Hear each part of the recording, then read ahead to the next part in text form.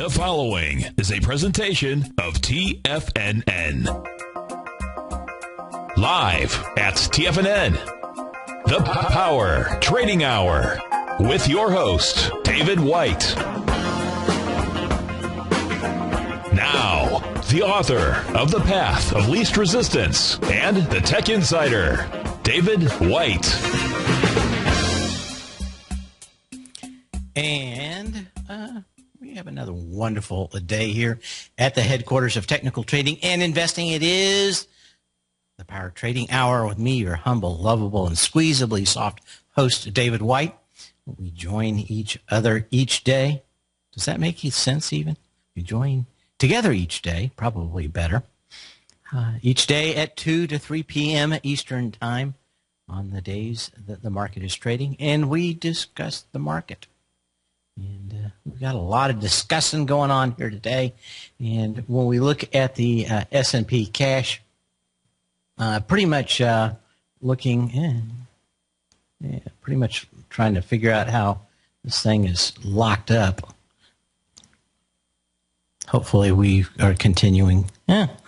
For some reason my browser isn't running here, so I'll have to probably restart it. But looks like we're up about, well, not up, off a couple of points on the S&P cash. And we got crude up a buck, Dow up 10 points. And see what else we have going on. S&P off, a buck and a quarter. Not a lot going on. Pretty quiet. But yes, dyslexia, a cure for found, as our village guys, the village people in our engineering room had to pipe in. But it is an interesting day. We've got some questions in the den, got some emails, so we've got a lot of stuff going on here today. Try to get it all in before the end of the show.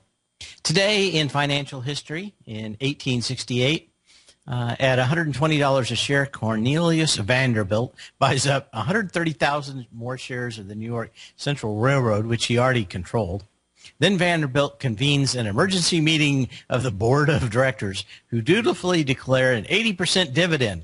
And that's since the stock shooting up to 165 over the next couple of days, at which point Vanderbilt dumps all his new shares for $5.5 million profit. And, of course, this is in 1868. Long before there were a lot of laws, but when we talk about Jesse Livermore and being an operator, there's nothing new in any of that. But it goes back to the earliest days of the stock market, which was I think the New York stock market, 1853. Is that right? Something like that. I think there was something before that. But as its current incarnation, I think that was the beginning of it, 1853. I think there were some other markets that it eventually became the NYSE. But interestingly enough, there is nothing new under the sun, dear Horatio, or something like that. Just wanted to let everybody know there are ticker changes coming mid-year next year in August. The stock market, at least the NASDAQ, announced its plans to allow primary listed issues to use delimiters. So we're going to start seeing things like XXXX.B and XXX.C and XXX.D. They're trying to work around making sure that there are no overlaps or stocks that you could enter incorrectly. So if you had XXX for a symbol, you wouldn't be able to have an XXXY or XXXXY or something that'd be easily transportable into one of the others, so to get down on accidental buying and selling of stocks. But it looks like it's going to get a little bit more confusing. It's been kind of nice not having .Bs and Cs and Ds for all the different security levels, but they pretty much announced yesterday that they're going for the full Monty in adding .Bs and Cs, and letting everybody know they're going to have to modify their software, including me, to handle these horrible little dot symbols. But we'll do that.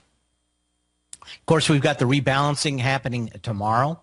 on the market. NASDAQ 100 index will become effective prior to market open on Monday. But just to remind you, I brought it up on Monday, but I guess I have to repeat a few things out here. But Dish Network going into the NASDAQ 100 Illumina, NXP Semiconductors, TripAdvisors, and Tractor Supply Company. The companies, the dogs of the NASDAQ 100 coming out: Fossil Group, Microchip Technology, Nuance Communications, Sears Holdings Corporation, and Dental Supply. So just be wary that if we're going to have any kind of movement, I think we're probably going to have a little bit of volatility into tomorrow, although it looks like, for the most part, these NDX 100 funds are going to be buying stock from ETFs inside most of the larger companies. And then they'll slowly buy what they need another day. So they tend to not try to put up the price on themselves for this, but they tend to dip into the well of available stocks inside their companies and just transfer from one holding account to another as much as they can. But there's still a little bit of displacement. And we're probably going to see a very wild last 5 minutes to 10 minutes as that rebalancing goes through at the end of the day and on an options expiration day at that. So just keep an eye on those. Remember, if you are trading tomorrow, the Facebook is going into the S&P at the close tomorrow also. Mark Andreessen, one of the big early investors in his fund, is going to be selling 1.65 million shares. A total of 70 million Class A shares are going to be for sale. A lot of people are saying that this is probably going to put in a top in Facebook for a while. The morally challenged CEO of Facebook, when it comes to screwing over his partners, is going to be selling quite a few shares himself. I'm thinking the number I saw was 7 million, but I'm going to try to check that during the break. But a lot of people really going forward trying to find out what's going on in that, and if it's a portent of what's happening in the future. But it's going to be tough. Well, I tell you what. Finally, it's not responding. I hate that when people say they're not responding. It's always, my Firefox browser has gone belly up, so I'm going to have to fix that during the break. So I'm not going to go back to some of the other stuff I'm doing here. Bitcoin. A little bit more of what we're finding out on it. I think Bitcoin was up $100 or more today. But it looks like China's move to stop Bitcoin was mostly stop the wholesale movement of money out of the country. Read several articles over the last night that if you think we have a problem with exporting money, China is deathly afraid that people are going to start exporting money out of the country. And apparently it was a one-way underground railroad for getting cash out. And that's why China went to really stop Bitcoin. Apparently, at least 3/4 of the business worldwide was just shipping money in the last month or two out of China. That may give you some indication of what the Chinese think about their economy. They wanted to get the money out. They wanted to turn it into dollars and hide it somewhere out of the country. Doesn't make me have a warm and fuzzy feeling about just what you can do with cash. But a lot of people with a lot of money are trying to get it out of China, which I thought probably the bigger story over the last couple of days. Gold. Well, unfortunately, we don't have. Let's see if I can get it here. I was looking at last time I was looking. Oh, I've got it over here. We're off $38 on the gold contract right now, printing off at 1196.50. What I can say about this is it's no big surprise. If you've listened to me for the last month, I didn't think that we'd hit a bottom in gold yet. I think we're getting close. And as one of the conversations today, do I have enough time to play it? I'm going to get into it. But we had some well, let me go back to it here. Rather dubious conversations this morning that made me think maybe we're getting actually close to this. So let me go ahead and bring it up. I thought I had it up ready here. Let me move it off so I can get it started. But Simon Hobbs was had a guest on. This guy was, what's his name? Frank Holmes. He owns a big company called U.S. Global Investors. He basically buys at the beginning of the year and holds his positions for the year and then changes at the end of the year. So here's Simon Hobbs making me think we're probably very close to a bottom in gold. Why is this not running? Oh, there we go.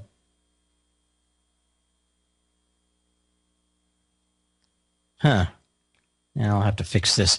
Everything's seemed to be not working too well for me today, but we'll try later on and during the next break. So let's go ahead here just a few more times. One of the other interesting things before the end of the day was the first time since the 1959 revolution, Cubans will have the right to buy new and used vehicles from the state without government permission. And all those pictures of the 1956 Chevys, maybe those things are going away. But at least for the last couple of years, Cuba has been able to buy cars from Miami to replace most of their taxis, which were those nice 56 Chevys that have been, pretty much there since 1956, and the only transportation in all of Cuba, unless you are the big dictator, which is always what the communists and socialists end up being. But interestingly enough, we may be seeing something move out there. No sound? No sound for me or no sound for anything else? Oh, okay. Yeah. No. Yelling about gold. Yeah, that's somebody in the den said, get those callers yelling at Tom soon for gold. I think you're going to like this conversation. I'm pretty sure that I just messed up when I launched this program, and I'll fix it during the break. But it is interesting to start seeing news. And I wouldn't call him a news reader. He's a commentator going after people on gold. But we'll play it in the next segment. I'll get it fixed.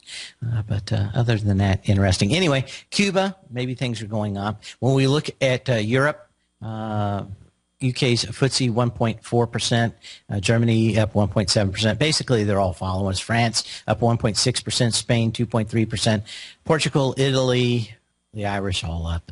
So as we look at a market, not a big surprise we didn't have a big follow-through. I'll talk about that a little bit more. One of the guys in the den asked me, and rightly so, I'm going to have to toot my own horn on this one, that we were looking at an $1,800 price point for expiration on the S&P, and we're going to get into the wisdom of crowds. We'll be back in a minute.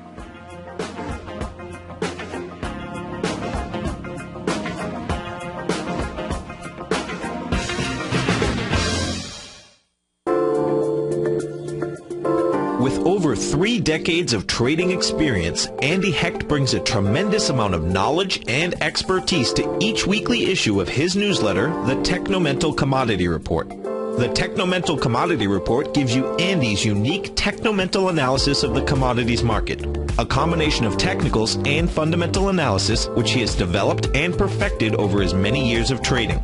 The Technomental Commodity Report is only $49 a month, and right now you can get a full month-long trial subscription while paying absolutely nothing. See for yourself the kind of weekly report Andy delivers to his subscribers every Thursday morning. You'll receive specific stock, ETF, and option trades based on Andy's analysis, so no futures account is required. For all the details and to start your month-long free trial to the Technomental Commodity Report, visit TFNN.com today.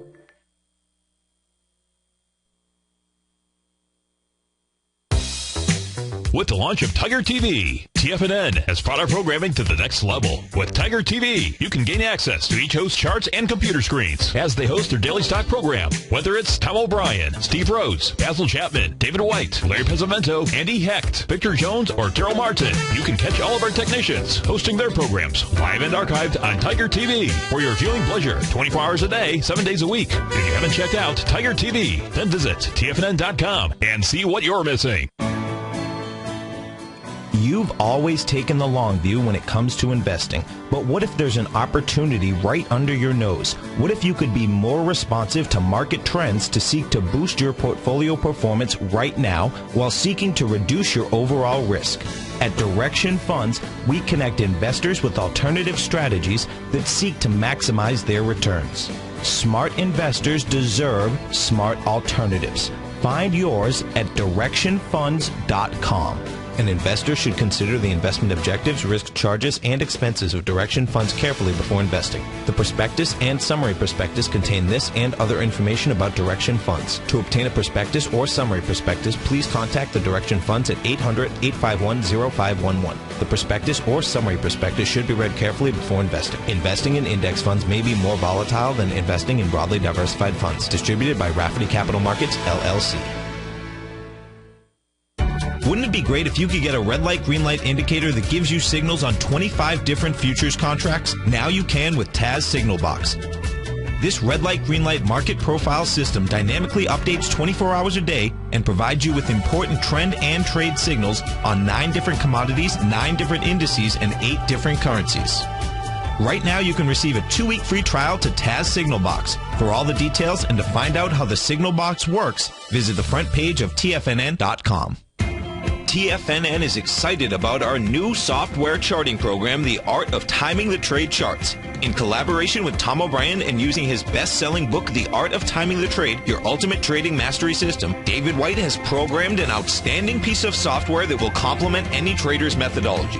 Using this first-of-its-kind program, The Art of Timing the Trade Charts allows you to scan thousands of stocks for Fibonacci formation setups, including Gartley's, ABC's, butterflies, and much more. The Art of Timing the Trade Charts is designed to help you when scouring the markets for stocks just beginning to form the trading patterns that many investors spend days, weeks, or even months searching to find. And right now, we're offering licenses available at only $79 a month. We are so confident that you're going to love this new charting software that will even give you a 30-day unconditional money-back guarantee. Don't miss out on this incredible new piece of software. Get your copy of The Art of Timing the Trade Charts today by visiting TFNN.com. Dave takes your phone calls now. Toll free at 1-877-927-6648. Internationally at 727-445-1044.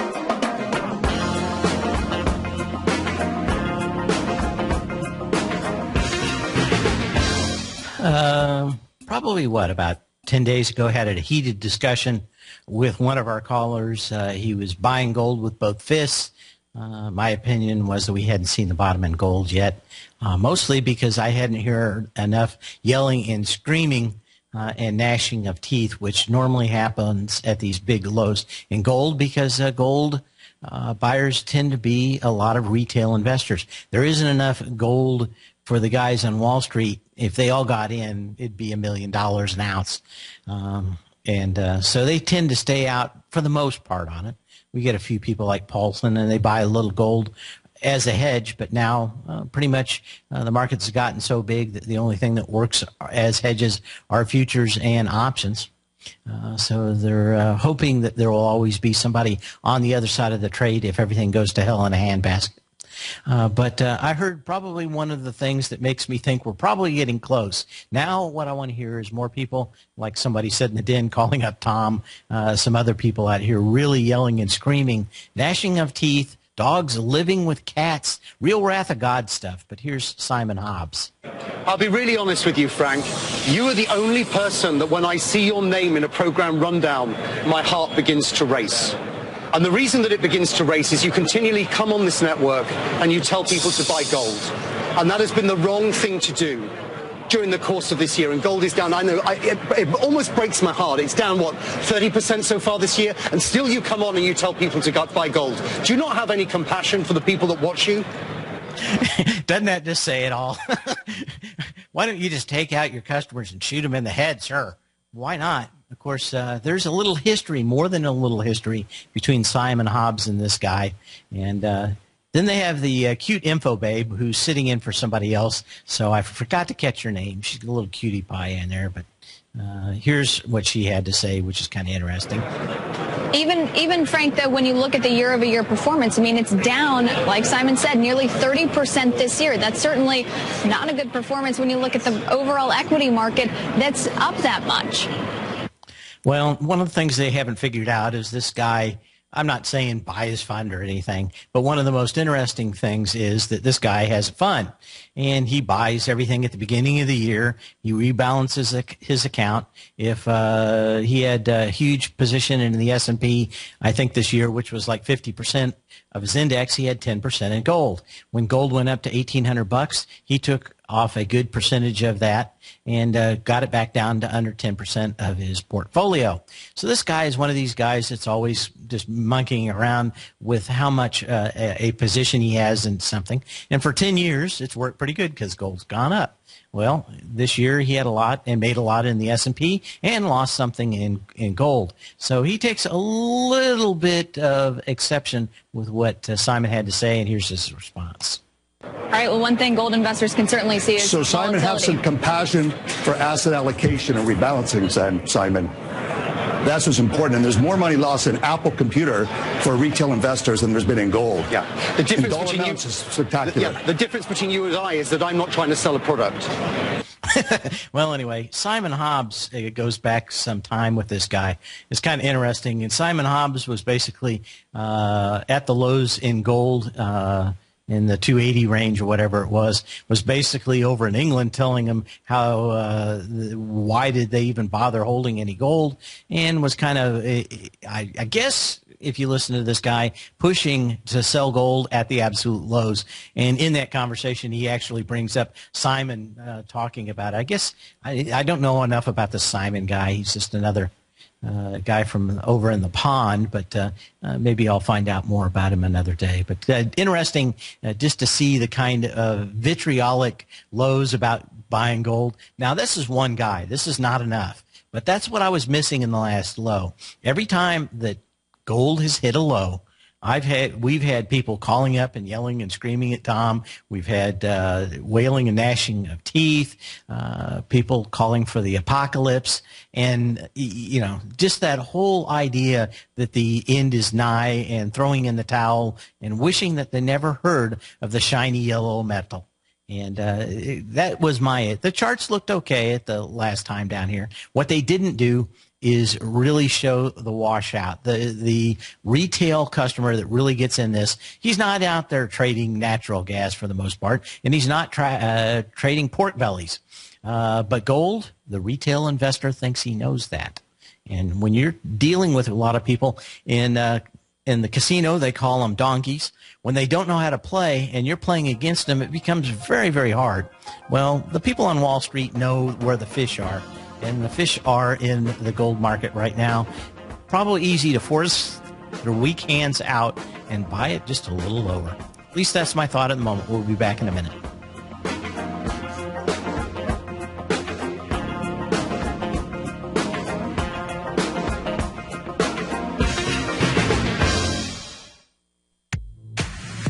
If you're an active trader looking for that extra edge when it comes to trading and investments, then now is a great time to get a 2-week free trial to Tom O'Brien's daily market letter, Market Insights.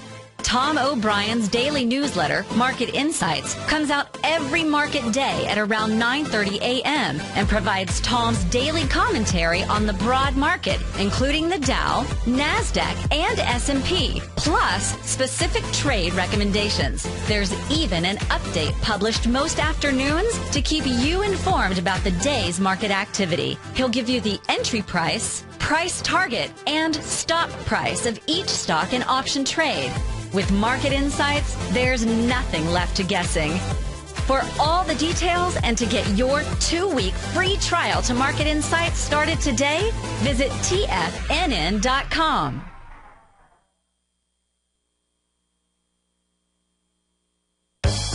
No matter where you listen to TFNN programming, we want you to know you can always access your favorite shows on demand through TFNN.com. TFNN airs live programming every market day from 9 a.m. till 6 p.m. Eastern, and you can view each program by accessing Tiger TV through our homepage. We even have an easy link for all mobile devices, including iPhones and iPads, located at the top right-hand corner of the TFNN homepage. You can use your smartphone to view Tiger TV, but if you don't have a mobile connection that can keep up with streaming live video, then you can simply visit TFNN.mobi in the browser of your smartphone for live streaming audio of all of our programs. The mission of TFNN is to educate our audience directly and interactively through our interactive website and radio call and talk shows. TFNN is able to teach all levels of investors the technical skills needed to trade in today's marketplace.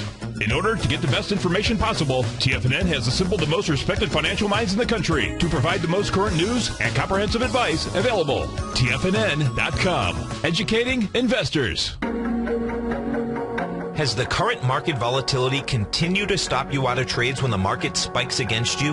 Now is the perfect time to open up an account with Nadex. Nadex, the North American Derivatives Exchange, is a brand new, completely regulated Chicago-based exchange, and unlike most other exchanges, Nadex allows you to trade directly through them with direct market access when using their completely free trading platform, which also features real-time charts and full customization capability. One of the advantages of trading with Nadex in volatile markets is that your risk is always capped and you have the ability of keeping your trades open even when the market spikes against you. Nadex is completely brand new with a line of unique trading products that are unavailable anywhere else. See how it works at nadex.com. That's Nadex.com. Or click on the Nadex banner on the front page of TFNN.com. Futures and options trading involves risk and may not be appropriate for all investors. Daryl Martin coined the phrase diagnostic trading, and we're happy to announce that his diagnostic box spread analyzer has finally been released. The Diagnostic Box Spread Analyzer helps you easily identify the best box spreads on Nadex in seconds, plus you receive access to the diagnostic deviation levels, as well as step-by-step training videos teaching you how to trade Nadex spreads so you can quickly master the mechanics of this simple yet powerful trading instrument. By pulling live data from the Nadex exchange, the Diagnostic Box Spread Analyzer does all the math for you, calculating risk, reward potential, distance to break even for both outright spreads and spreads used to hedge the underlying market. Visit the front page of TFNN.com today to get your 2-week free trial to Daryl Martin's Diagnostic Box Spread Analyzer and gain access to the valuable information it can provide when trading the Nadex box spreads. This segment is brought to you by Harmony Gold. For more information, just click the Harmony Gold banner on the front page of TFNN.com.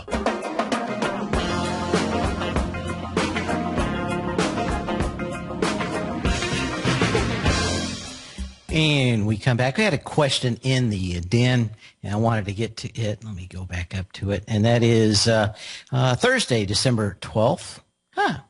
When the SPX had fallen to 1772, you correctly speculated. Thank you. I'm patting myself on the back, although you can't see it. A rally back into options expiration. You spoke of 1800 as the area options market was signaling to you as the level to regain. May I ask you to elaborate on the method you used to arrive at that 1800 figure? If it's proprietary, would you say so? Thank you.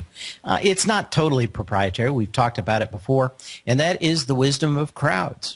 If you walk in to a bar with about 30 people in it and you put a 1-gallon jar full of marbles on the counter, you get everybody to guess how many marbles in there. You're going to get one wacko who's probably drunk saying 5, and you're going to get one guy saying 50,000.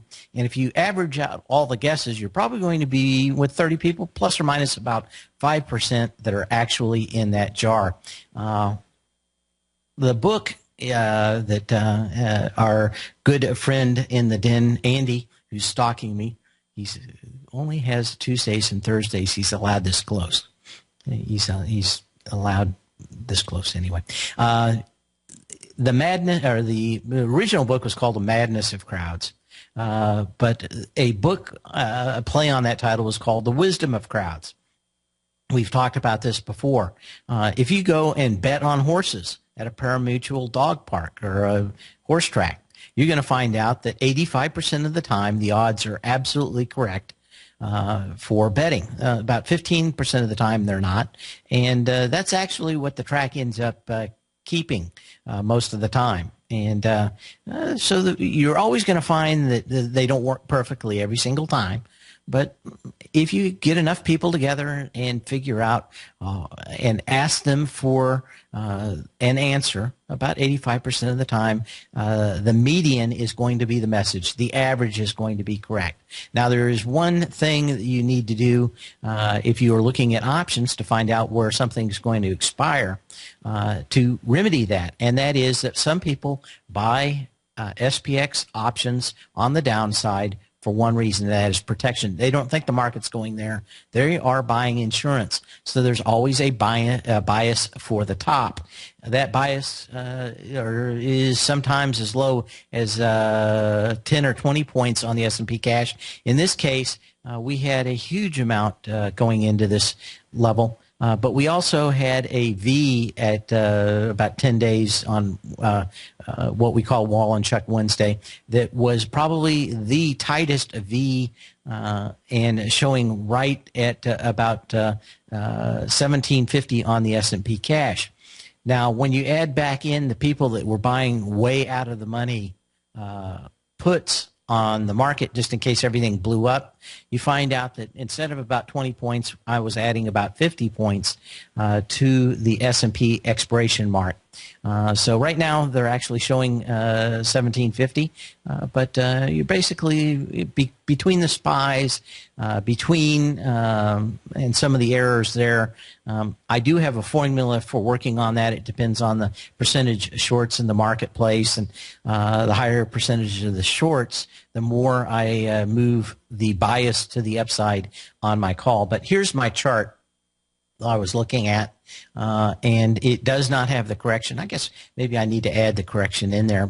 Mostly I didn't add it in there because I look at some other charts a great deal of the time, but we were close both in the December and January calls at almost the same level. Basically, you're looking at 174 and 175 on the SPYs. But I was adding 50 points back in on this expiration because so many of the puts were on the extreme downside below 1720 on the S&P. So really would have had to take probably an 80-point header down to really start seeing any of those pay off. And so you kind of have to put a bias. Now, when you're just talking about puts and calls on a regular company, let's say if we go to Apple, and you add up all the money that's going to be made if the puts pay off and the calls pay off, you're going to see somewhere those two numbers hit. Now, we're probably not too far away from that in Apple. At Apple right now, it is 535, 538, something like that. There's always a little bit of bias because people are buying puts for downside protection, not believing that it's going down there. They are buying insurance. So there's a slight bias to the upside. Some of these companies have a very small bias. Apple is one of them. IBM is yet another one. One of the other reasons I believed we were going to rally was that IBM was showing that we were going to expire over 180 on IBM. Apple at that time was, I think, Apple was 465, but the puts and calls were actually showing more like 540 on Apple. So about 85% of the time they're going to give you a fairly good indication, but you need to know what the number is, and a lot of times it's just experience of knowing just how far the puts on a particular stock or index are there for not basically like housing insurance. You don't want your house to burn down so you can get the insurance money. You're hoping that if it does burn down, at least you'll be able to rebuild it and get most of your stuff back. And that's exactly what some of the put buying on these shares of stocks. But for the most part, people are buying a great deal more on individual indexes for downside support than on the individual stocks themselves. The reason is, and we talked about it earlier on Tuesday, is the super low price of the VIX. If you want downside protection, it's a ton cheaper to buy downside on the S&P than it is to buy a downside on Apple or IBM. Vastly cheaper. And that's what people are doing. So we're starting to see a lot more people put downside protection in the indexes instead of individual stocks. And the numbers are getting a lot closer when we look at stocks like Apple or IBM. Let me bring IBM up here. And there's a website called Max Payne. They do something just a little bit different than I do. But like I said, Apple, IBM, some of these don't have a lot of downside protection bought into them. They are either buying downside on the NASDAQ or buying downside on the S&P. And these numbers tend to be very, very close to the prediction. In fact, IBM right now is showing us, 180 and a quarter, and we're 180 and 17 cents.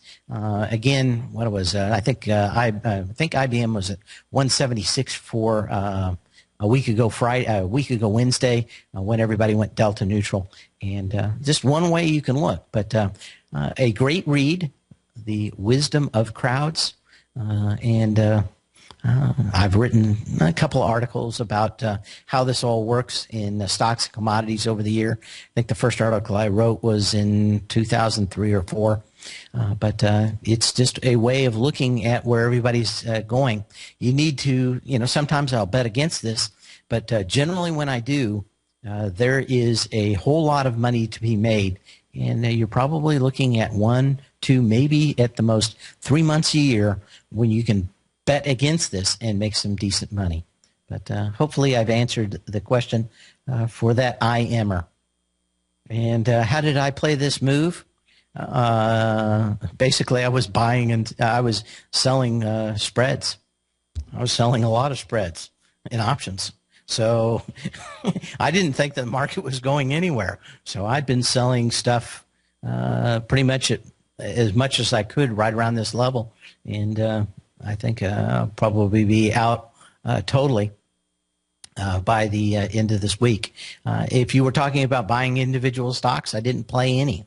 I just assumed that, especially with the higher VIX, that we would have a VIX crush. And if you remember, on Tuesday, we talked about how the VIX works and most likely the crush that we were going to have yesterday, and it did have a huge crush.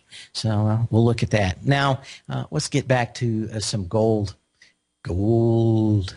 Let's look at GLD here for a minute as we look back in here. But so we have a nice little gap down here. I'll put that gap in. But I've been talking a while about looking at gold at 114.68 on the GLD. And one of the things I wanted to see, especially in this last leg, was that the energy really had pretty much come out. The leg from June 28th up to July 23rd was a little shorter in time, but about the same in amplitude from the October 28th high down to the low we're having here. If you look at my power law vector indicator number, the number's off a little on this, but I would have expected to see a lot more energy come out of this on the last leg down if we were going to see 114.68 hold. Last few days, especially the heavy down day that we saw yesterday, pretty much got the energy back up to what it was the last time. Now, we're into that candle. The volume is lighter, but I suspect that we're at best going to find a flat market, and maybe this thing goes sideways for a while. More likely, we're going to have one really horrible down day, and that down day could be $60 or $100 down on gold. I would look for an intraday reversal on that day, and if it comes back up and shows that everybody got washed out, and everybody that is a retail player, as they would say, a fish that gets washed out, we'll figure it out. But just my thoughts is I am looking for that giant washout to finally find a bottom in the marketplace. But that would be it. Okay. Oh, other things that we're looking at. We'll look at a few other stocks. Not much going on here. So let me find some. I think that's it. Date modified 18. Would that be right? Guess so. Let's take a look at it. Not a lot of stocks moving out here that I would jump up and down about. We'll get into some other ones in here in a minute that had some earnings. But Herbalife, kind of interestingly, this thing popped up. Didn't have a lot of volume yesterday. It is above the level that we saw back here on October 2nd. But it is one of these stocks that's going to be driven up to astronomical levels to try to force shorts out. When those shorts are over, this thing is going to fall and melt like ice cream on Georgia asphalt in the middle of July. So keep an eye on this. This one may be one of the best ones because they're going to get this thing up to a level that's unsupportable. And at some point, the back is going to break on Herbalife.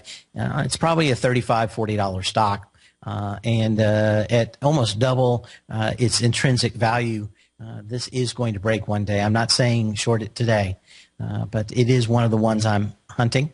We have other stocks like that. Netflix. This thing is getting awful close to coming back up and testing its previous high that had 25 million shares. When I look at this thing, my mouth just starts to water thinking I'm going to make another huge score on this thing. Could we see 398 by the end of the year? Not a big deal, just another $10 higher. Always another perennial short. Everybody knows that it's not worth that. And the people that are long continue to shove it to the shorts. But these are kind of the stocks that remind me of the December, actually the January 3rd of 2000, where we saw stocks that were incredibly like this.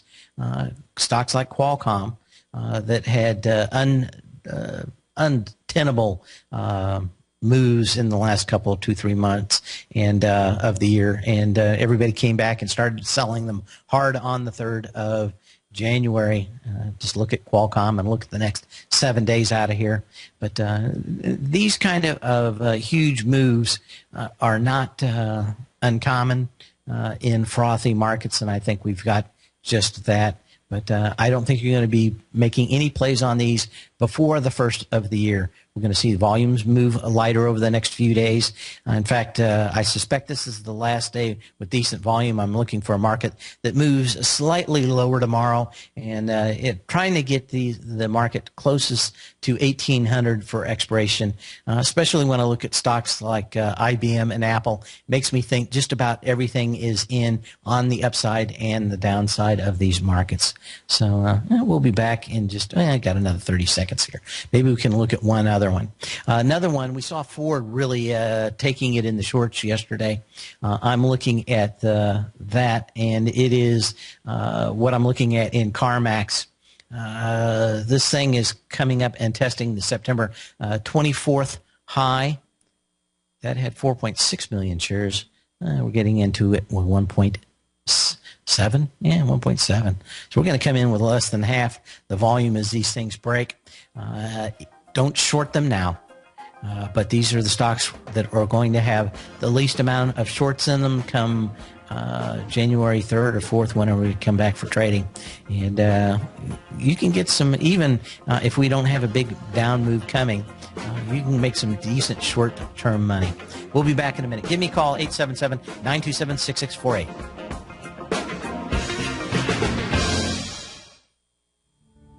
Patterns, profits, and peace of mind. Are you looking for a precision edge in the market? Something that can stack the odds in your favor? Then look into Larry Pazzavento's trading newsletter. Patterns, profits, and peace of mind. In each weekly issue, Larry explains what's going to happen in the markets based on the pattern he sees developing and gives you actionable trade ideas based on those patterns. Plus, you'll get his detailed analysis on a variety of markets and sectors, including stocks, treasury bonds, the gold market, oil, the dollar, the Forex market, and more.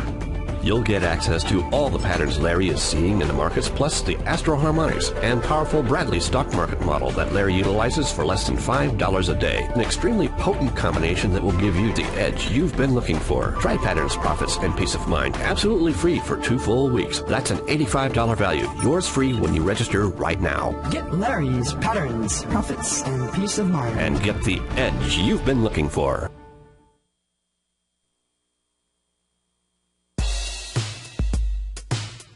Have you subscribed to the Gold Report yet? On Wednesday, August 14th and Thursday, August 15th, Tom O'Brien advised his Gold Report subscribers to close out 6 of their 9 open positions, all winning trades ranging from a 10.69% profit to an incredible 48% profit in just one equity. Tom O'Brien brings an incredible wealth of knowledge and experience to the gold market and the equities within the industry. That's almost 12 years since this powerful newsletter first began. And right now, you can get a 30-day free trial to the Gold Report by visiting TFNN.com. Make sure you're a subscriber as this volatile gold market makes its way back into positive territory after declining all the way from $1,900 to under $1,200 an ounce in only 2 years. Get your 30-day free trial today by visiting TFNN.com. David White's newsletter, The Technology Insider, is focused like a laser on finding the next big things in technology. If you had invested only $10,000 in Microsoft in 1986, you'd have been a millionaire by 2000. Disruptive technology like Microsoft's is the key to these massive long-term profits, and the Tech Insider is the vehicle from TFNN to capitalize on these opportunities. This is the go-to newsletter that identifies, monitors, and profits on mostly little-known cutting-edge companies with great long-term prospects. David's experience is as an inventor of Emmy-winning animation products for TV and Hollywood that propelled a company public. Match that with 14 years as a full-time trader, and he's uniquely qualified to guide you through the light-speed world of ever-evolving high-tech. If you're ready to ride the next big technology bull market for less than $40 per month, log on to TFNN.com and get your 2-week free trial to the Technology Insider. Get in on the ground floor of the next big thing today. I believe that we're all here to contribute something unique, and that deep within us lies a special gift, a special talent, our own bit of genius, just waiting to be tapped into. When it comes to trading and investing, I can help you tap into yours. Hi, I'm Steve Rhodes with TFNN, and on Thursday, December 19th, I'm hosting a 1-hour workshop where I'll share with you my most incredible discovery yet, the Rhodes Momentum Indicator. I developed this tool with one outcome in mind: to do what nobody else considered possible, to put the power of the most advanced indicator, scanner, and trading strategy in the hands of people just like you and me. I can promise you this: you'll never look at a chart the same way again. This event is available to all subscribers to my newsletter service, Mastering Probability, which for the holidays is available free for the next 30 days. No charge whatsoever to new subscribers and no obligation on your part. Please join me by going to the homepage of TFNN.com to sign up for this once-in-a-lifetime opportunity. Join Andy Hecht as he teaches you how to make money in commodities. The Commodities Hour, next on TFNN.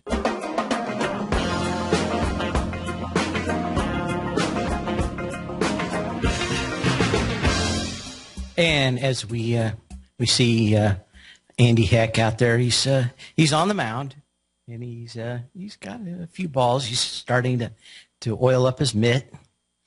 Is that a little bit of pine tar there? Anyway, it looks like he's got something on the back of his glove. I wouldn't trust him.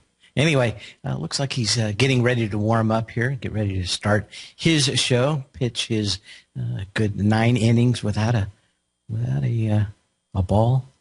But we'll have to see what he's ready. He's ready for the kickoff. We're going to mix our metaphors here until the end of the show's out. But I want to look at a few stocks that were moving. CCL, looks like they didn't kill anybody or sink any ships this week. So they popped up, but not uncommon to see this pattern. And we've been talking about it for 3 months, and that is stocks blowing off with huge volume above previous highs, only to see them close back below previous highs. In this case, the August 5th high at 38.04, or you could even use the September 16th high at 37.96. Anyway, 12 million shares today. This thing should easily have broken out, but hadn't. Of course, nice gaps up here. It broke through. But when you go back and look at it a little closer, you got a 27 million share gap down on the 24th of September, and that's why this thing was bucking against. And everybody was singing hallelujah, God save the Queen. I'm mixing metaphors again here. And anyway, screaming, yelling, happy times are here again. And, of course, they were clicking away on that sell button. And that's what we've got to watch out for. A lot of these people on downside positions. A lot of stocks out here don't have a lot of people trapped like rats below the decks, like the, what is it, Concordia? Contesta Concordia? Forget what that ship is. They finally cut it all up and moved it. And are now pretending that it's not there anymore, along with their dumb skipper that decided to run it up on the shores to impress some girl on the bridge. But you probably had a good time while it lasted. Anyway, Carnival CCL, not as good as you would like. The other thing we were talking about earlier was just how the car business may get hurt. Seeing further weakness today in Ford Motor Company. This thing's down on decent volume, especially after yesterday. Everybody was on the financial infotainment shows on the big peephole on the world. Were saying buy yesterday.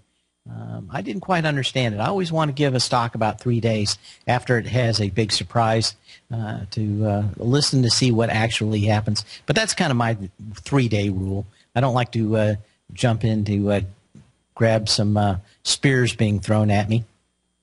But we've got this again, a decent volume move out here. I suspect that a lot of this move in cars was driven by the government. They wanted to get rid of their shares of General Motors. They were pushing a lot of easy money through the last 6 months.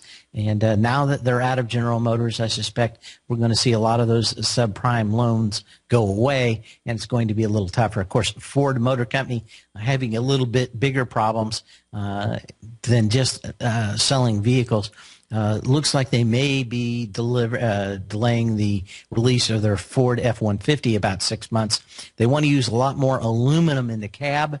And maybe Andy will talk about that, aluminum and aluminum prices. But what we see in that is that they're having a hard time bonding the aluminum with the steel in the frame of the truck, and they may not get the thing on the road in time, maybe 6 months delayed, and that's hurting Ford right now. Anyway, hang on for Andy, my stalker. Follow me Tuesdays and Thursdays over most of the TFNN network. But just to remind you, to sell when you can, not when you have to. We'll see you tomorrow.